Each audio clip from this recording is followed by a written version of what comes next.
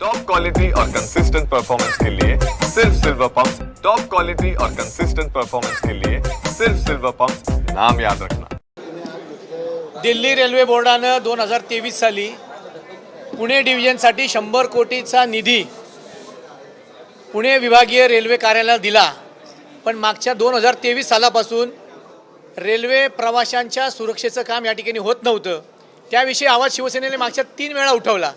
मार्च महिन्यामध्ये आम्ही 2 वेळा या ठिकाणी आलो, पण एवढं डिंब आहे रेल्वे प्रशासन, त्यांची उदासीनता दिसून आली, म्हणून आजचं हे आक्रमक आंदोलन या ठिकाणी करावं लागलं।